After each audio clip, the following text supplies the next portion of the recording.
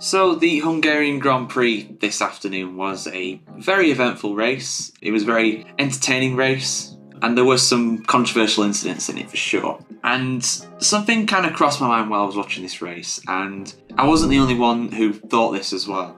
And on top of that as well, another thought crossed my mind more broadly with that question, and is Max Verstappen feeling the pressure? Because despite his lead in the championship, he's got a 76-point lead in the championship over Lando Norris, even after today, even after he finished in 5th position and Norris finished in 2nd. You know, that's pretty much a 3-race victory kind of lead. And, you know, Verstappen would have to retire from the next 3 Grand Prix, and Norris would have to win all 3 of them, and even then, if he didn't get a fastest lap or 2, he would still be behind him. So, really, he shouldn't be feeling the pressure for me. I mean, Max has been in championship fights now for the last 4 years, and to be honest with you, last year was not really a fight at all. He was that good, and that's the mark of someone who is a great champion, someone who can really dominate a season overall. But, you know, Austria a little bit kind of made me wonder about Verstappen's temperament, and this race in Hungary really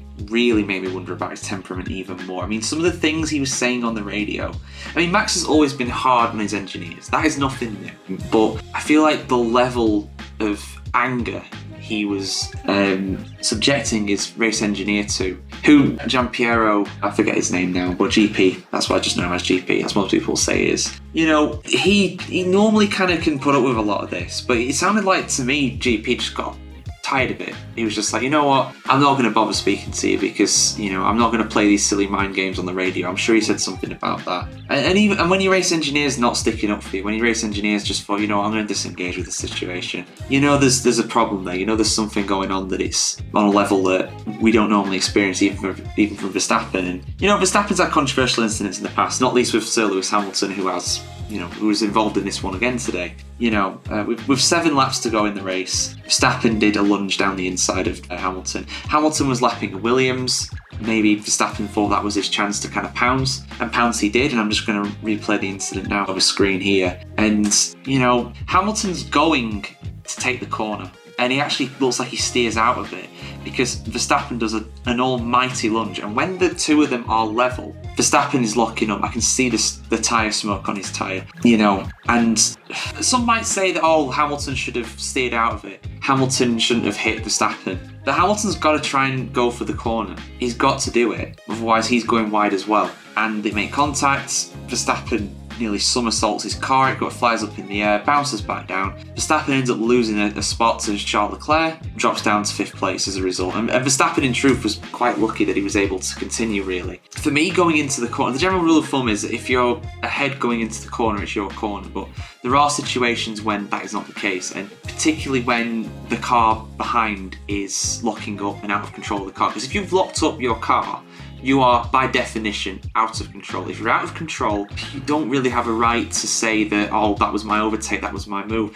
Verstappen probably never would have even made the corner at all, even if there was no contact. I think he would have still run wide, and Hamilton could have just zipped down the inside. And perhaps you could argue that Hamilton should have done that, but at the same time, it was a dangerous move from Verstappen. But something that's kind of on my mind with this, and I saw a comment on Facebook about it, and I'm going to read it out. I don't have the guy's name or where it was posted. I do apologise. Whoever you are, I think you've done a good analysis of this. But let me just read off Verstappen's radio here. GP said, "Well, that's some gentle introduction." And then Verstappen replies with, "No, mate, don't give me that rubbish. You guys gave me this rubbish. Strategy, okay. I'm trying to rescue what's left. Bleep." So he's not very happy, and he's swearing on the radio, and it's getting quite bad. And by the way, something that I want to highlight as well is that the incident between Verstappen and Lewis Hamilton is officially no further action from the stewards, so no one's getting a penalty with that one. I think if anybody should get a penalty, it should be Verstappen, but I do feel like him losing a spot and not being able to actually go for the podium is punishment enough, personally.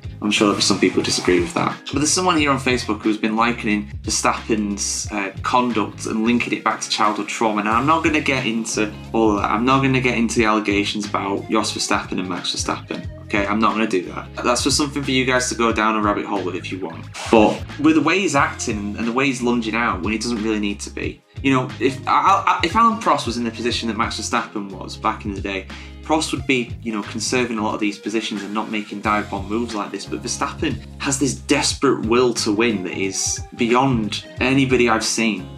Even Schumacher, even Senna. This is just this feels like it's something else motivating him, and it's almost. And I think this guy on Facebook has actually hit the nail on the head. It's some sort of trauma. It's all linked to his childhood potentially. And I'm not saying that is it, but the evidence kind of suggests that that's the case, and Verstappen might need some therapy. And I don't know whether he is having therapy. That's something that the status does not say, whether he's having therapy. We don't know. We don't know what Verstappen does in his private life. That's his business. He might be having therapy. We don't know. But the way he's acting is very concerning, and it's something that probably merits an even longer discussion, something I can't do in a video like this. I've already run over time massively compared to what I normally do, but it adds up for me. And I think Verstappen is feeling the pressure, not necessarily from his competitors, but from himself.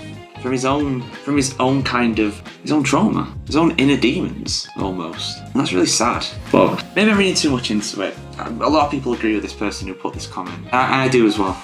I think it's spot on, to be honest. But yeah, that's my take on it all. A bit of a sad, controversial incident. It makes the championship more alive in F1, of course, but I don't like it when it's like this. It just feels a bit off. But that's my take personally. What's your guys? Let me know in the comments below, of course, and follow, subscribe, like, all that good stuff.